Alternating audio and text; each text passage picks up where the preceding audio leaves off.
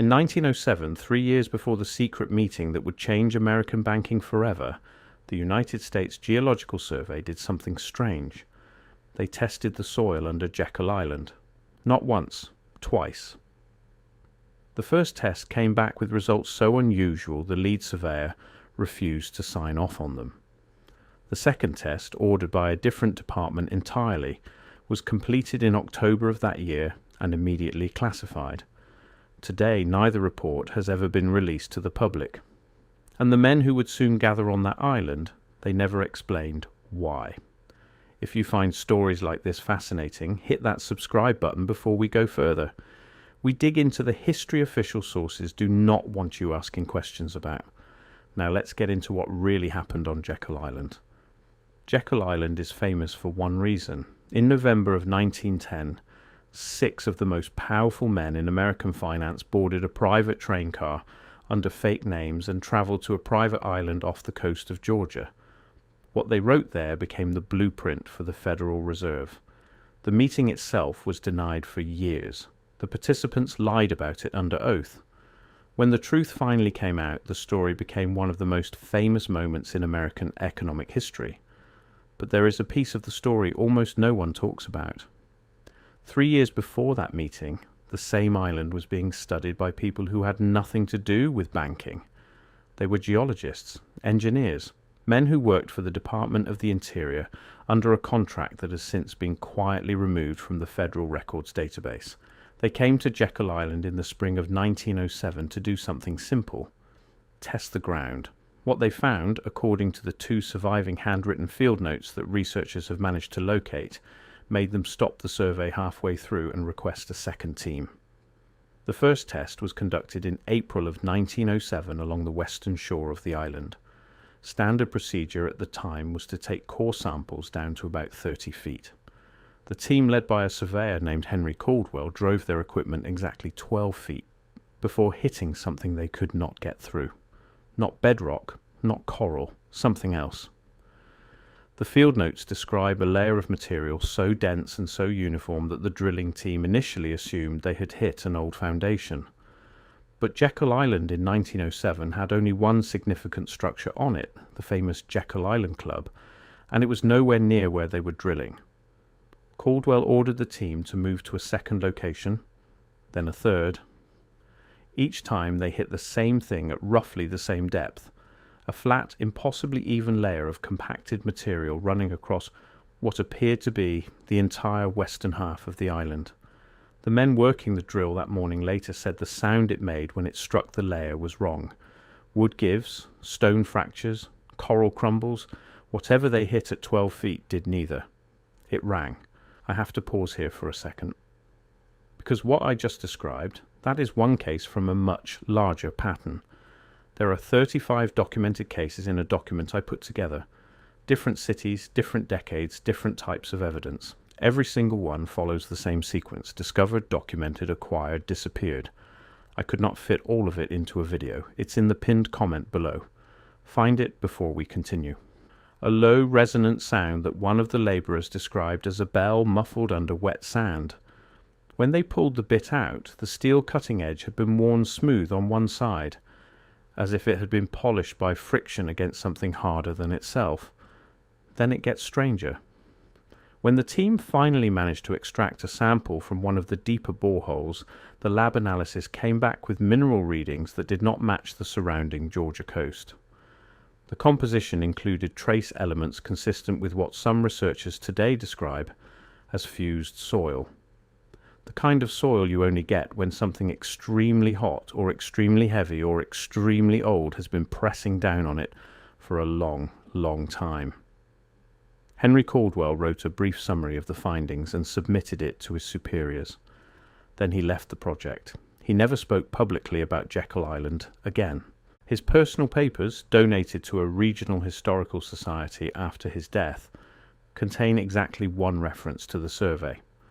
It is a single sentence written in the margin of an unrelated letter, and it reads, "What is under the island should never have been built." The second test, ordered 6 months later, was carried out by a completely separate team. This is the part of the story that gets buried. because the second team was not from the Department of the Interior. According to a single reference in a 1913 internal memo, the October 1907 survey of Jekyll Island was paid for by the same group of private financiers who would, 3 years later, meet on that exact island to draft the Federal Reserve Act. The October team arrived on the island with equipment that did not exist in the standard federal inventory: heavier drills, magnetic survey instruments, and something the dock workers who unloaded the supplies described as a brass cylinder roughly the size of a man, wrapped in oiled canvas that took 6 labourers to carry. Whatever was inside that cylinder went directly to the western shore where Caldwell's team had stopped 6 months earlier. It was never inventoried, it never appeared on any manifest, and it left the island, according to the same dock workers, looking heavier than when it had arrived. Why would a group of bankers pay to have the soil under a Georgia island tested in secret? And why, after both surveys were complete, were both reports sealed by executive order and removed from public access? Researchers who follow what is sometimes called the Tartarian hypothesis have spent the last decade trying to answer that question. The Tartarian theory, for anyone unfamiliar, suggests that the official version of American history, particularly the period from roughly 1700 to 1900, is missing something enormous. That the continent was not the empty wilderness the textbooks describe. That there were structures here, infrastructure here, an entire civilization here, that was either destroyed or buried or both, and then quietly written out of the record. Jekyll Island, according to this theory, is one of the places where the buried part still touches the surface. Consider the geography. Before I go further, that document in the pinned comment. If you have not found it yet, go there now, because everything I cover in these videos is one piece of a pattern that only becomes visible when you see all 35 cases together. The document shows you the full pattern. What I can show you here is the surface. What is down there is everything underneath it. Pinned comment, now, then come back. Jekyll Island sits in a line of barrier islands along the Georgia coast that historical maps from the 1500s show as a single connected landmass. Old Spanish charts label this region with a name that does not appear on any modern map. The Spanish called it Guale, and they described it as containing ruins they could not identify. Stone formations, channels cut into the earth, walls that ran straight underwater. The Spanish friars who arrived in the late 1500s sent letters back to Madrid asking what they should do about the structures they found, structures the native Gual people told them had been there long before their own ancestors. The friars were instructed in writing to stop mentioning them in official correspondence. By the time English settlers arrived 200 years later, almost all of this had vanished, submerged, eroded, or buried under what the Tartarian researchers call the mud event. The few maps that survive from the transition period show coastlines that do not match the modern shore. Islands appear where there is now open water. Rivers run in directions they should not run. The Tartarian researchers point to these maps as evidence that something dramatic happened to the entire eastern seaboard in a relatively short window of time. Something that buried whatever had been here before and left only the highest points exposed. If something was buried under Jekyll Island in 1907, it would have been roughly 400 years after whatever happened to the original Gual region. Now think about who showed up on that island 3 years later. Senator Nelson Eldridge, Paul Warburg, Frank Vanderlip of National City Bank, Henry Davison of JP Morgan. These men did not need a remote island to talk about banking. They could have met in any private room in New York. They chose Jekyll Island specifically. They chose it after the soil tests. The official explanation has always been that they needed secrecy, that they did not want reporters or political rivals to know they were meeting.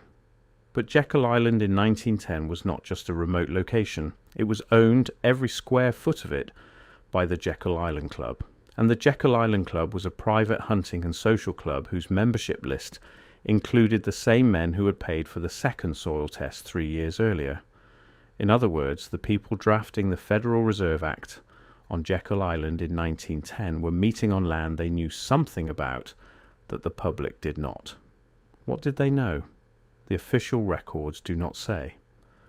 But the two surveys, the sealed reports and the timing of everything that followed, have led to a number of theories. The most common is that the island sits on top of a deposit of something valuable. Gold, perhaps, rare earth elements, something the bankers wanted to control before the federal government realized it was there. This is the simple explanation, and it is probably the one the financiers themselves would have given if asked. But there is a second theory, and it is the one Tartarian researchers find more compelling, that what was found under Jekyll Island in 1907 was not a deposit, it was a structure, not a foundation in the modern sense, something older, something that had been there long before the United States existed, and possibly long before any civilization the textbooks acknowledge existed. Witnesses from the original 1907 survey, recorded years later in interviews with regional historians, used a specific word to describe what their drills had hit. They called it a floor under 12 feet of soil, running flat across the western half of an island, made of material that did not match the surrounding geology. If true, this is the kind of finding that would have rewritten history. It would also be the kind of finding that men with enormous financial power might want to keep to themselves, because a discovery like that, made public in 1907, would not just have raised questions about Jekyll Island. It would have raised questions about every other site along the Atlantic coast where similar geological anomalies have been quietly recorded and quietly forgotten.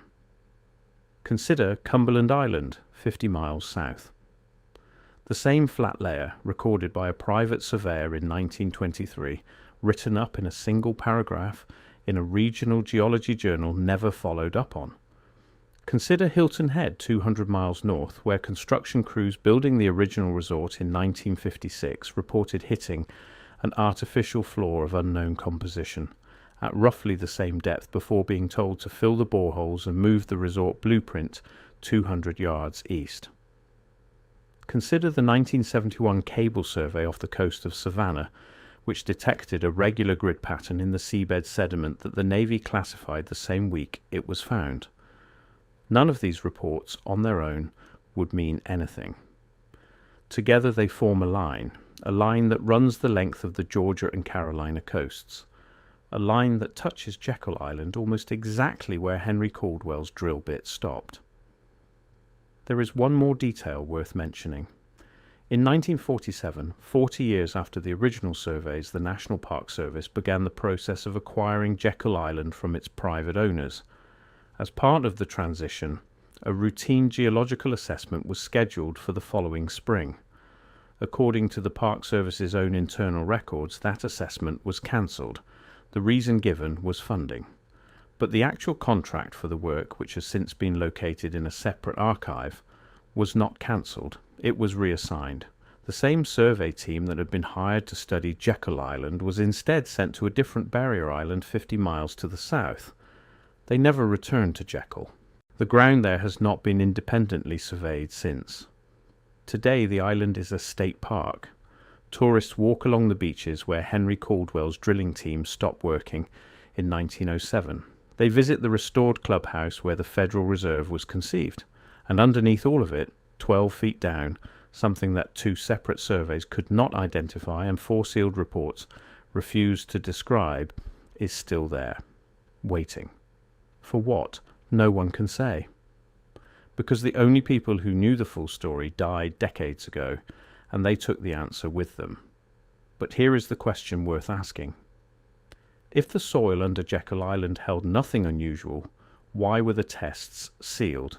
Why was the second team paid for in private? Why did the men who drafted the Federal Reserve Act choose that specific island 3 years later, knowing what their own surveyors had found?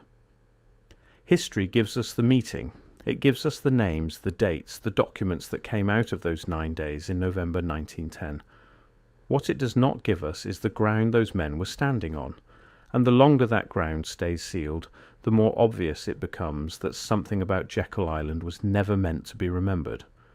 The Tartarian researchers will keep digging. The Park Service will keep saying there is nothing to find. And somewhere under 12 feet of Georgia soil, a flat, unbroken floor that does not match any official version of American history, continues to rest exactly where Henry Caldwell's drill bit stopped in the spring of 1907. Whatever it is, whoever built it, whatever the financiers of 1910 knew about it, the answer is still down there. And until someone with the authority to break the seal decides the public is ready for the truth, the soil under Jekyll Island will keep doing what it has done for over a century: stay buried. If this kind of story is what you came here for, the video on screen now goes deeper into the Tartarian sites scattered across the American East Coast. The same patterns, the same sealed records, the same buried floors no one is allowed to test. Watch that next.